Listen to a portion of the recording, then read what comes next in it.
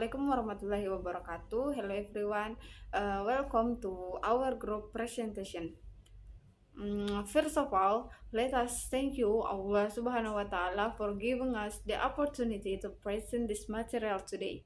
My name is Mayang Sari and I will be the moderator as well as one of the presenters in this session. Today, we are going to present a material entitled ESP Material Development. This presentation is a collaborative project between me and my partner Nur Hikmah. Now, let's begin the presentation with part A. Part A is explanation of ESP material development.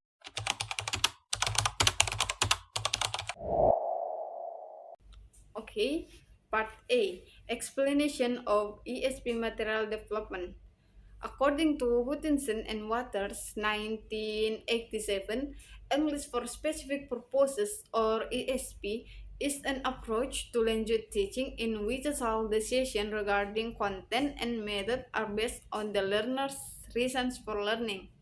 Jadi, menurut Hutchinson dan Waters pada tahun 1987, ESP atau English for Specific Purposes itu merupakan pendekatan dalam pengajaran bahasa yang dimana semua keputusan mengenai isi dan metode didasarkan pada alasan siswa belajar bahasa.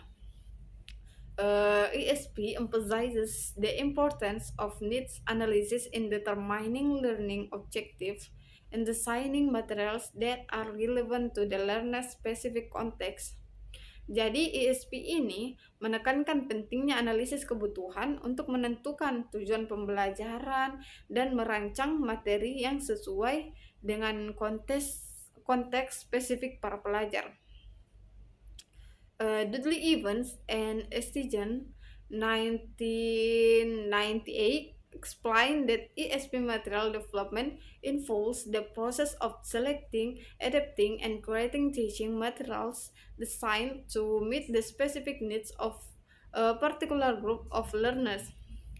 Jadi Dudley Evans dan Estigen pada tahun 1998 itu sudah menjelaskan bahwa pengembangan materi ESP itu mencakup proses memilih, menyesuaikan, dan menciptakan materi pengajaran yang dirancang untuk memenuhi kebutuhan khusus dari kelompok pelajar tertentu.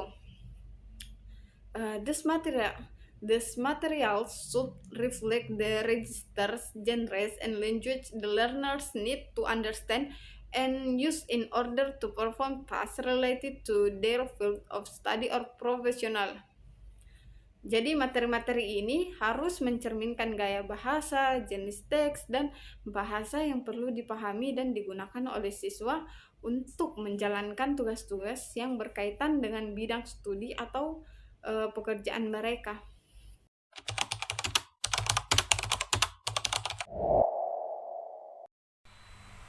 I'm Nur Hikmah and I will explain about characteristics of ESP material development. According to Dudley Evans and Seth John 1988, karakteristik pengembangan materi ESP dibagi menjadi dua kategori. The first is characteristic, designed to meet the specific needs of these learners, dirancang untuk memenuhi kebutuhan spesifik para pembelajar. Make use of methodology and activities appropriate to the discipline being served. Menggunakan metode dan aktivitas yang sesuai dengan disiplin ilmu yang dituju. Focuses on language, grammar, lexicon register, skill discourse, and cameras relevant to the field. Berfokus pada bahasa, tata bahasa, kosakata, ragam bahasa, keterampilan, wacana, dan genre yang relevan dengan bidang tersebut. Next, the second is variable characteristic. May be related to our design for specific disciplines. Dapat berhubungan dengan atau dirancang untuk disiplin ilmu tertentu. May use different methodologies from those of general English teaching. Mungkin menggunakan metodologi yang berbeda dari pengajaran bahasa Inggris umum. Usually designed for adult learners at the tertiary level or professional, but can also be for secondary school students. Biasanya dirancang untuk pelajar dewasa di tingkat perguruan tinggi atau profesional, namun bisa juga untuk siswa sekolah menengah. Typically aimed at intermediate to advanced learners, but may also be suitable for beginners. Biasanya dituju untuk belajar tingkat menengah hingga mahir, namun juga bisa sesuai untuk pemula.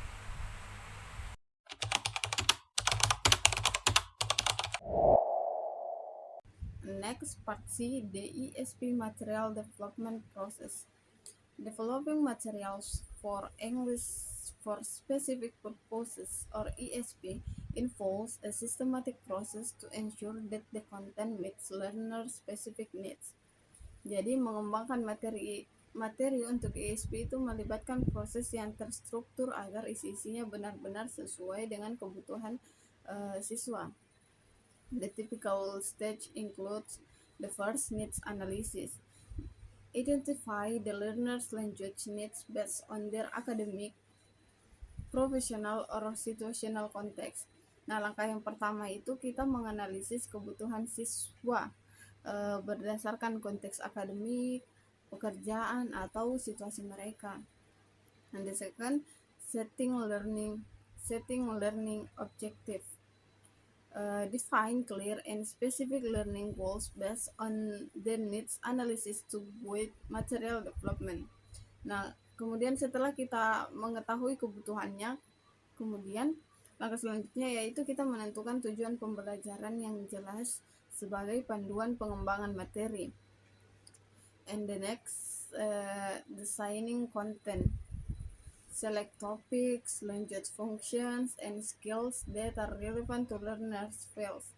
Use authentic materials when possible to reflect real life language use. Nah, kemudian langkah selanjutnya yaitu kita memilih isi materi seperti topik, fungsi bahasa, dan keterampilan yang relevan dengan bidang siswa. Kita juga bisa menggunakan materi otentik jika memungkinkan. And next, material development.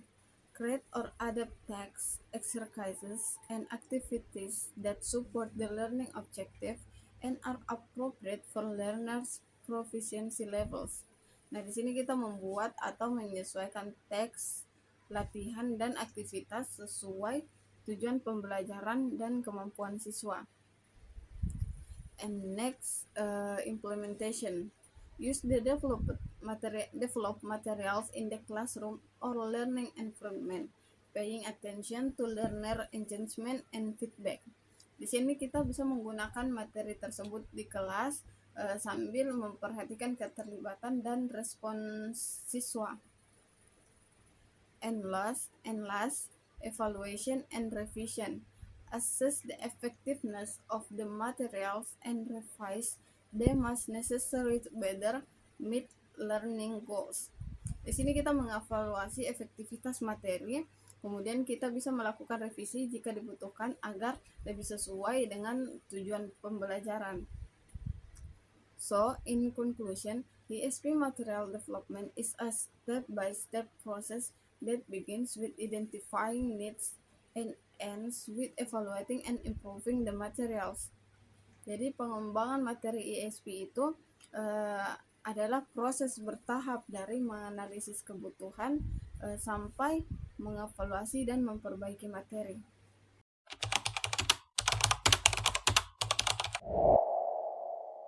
Next, progressive difficulty. Tingkat kesulitan yang bertahap.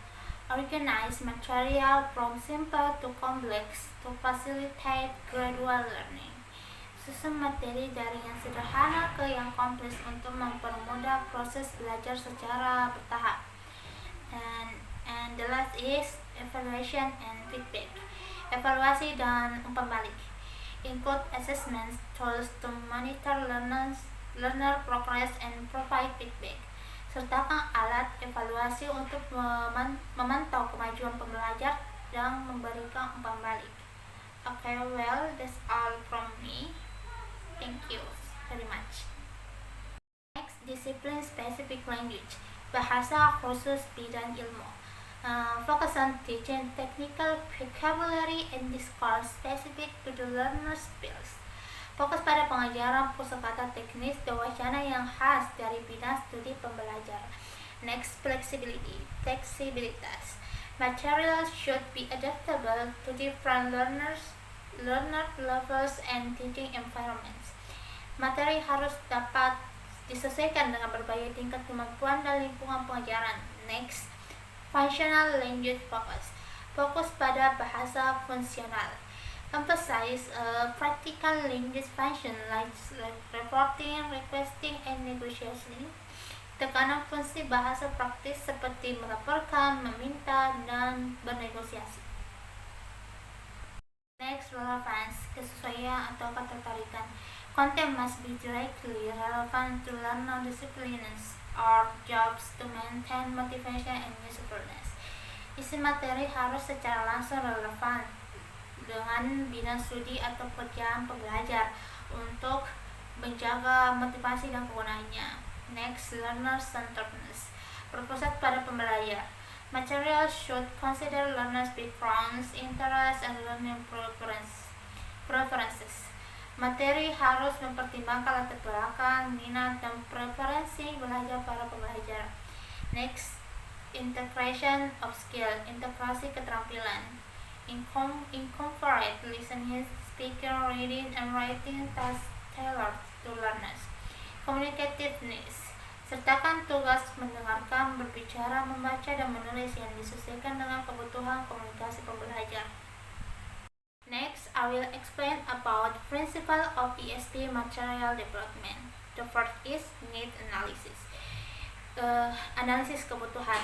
Material should be developed based on a detailed analysis of learners' specific needs in their academic or professional fields. Materi harus dikembangkan berdasarkan analisis mendalam terhadap kebutuhan spesifik pembelajar di bidang akademik atau profesional mereka. The second is authenticity. Keaslian. Use authentic text and example that reflect real language use in learners' target context. Gunakan teks dan contoh autentik yang mencerminkan penggunaan bahasa yang nyata dalam konteks tujuan pembelajaran.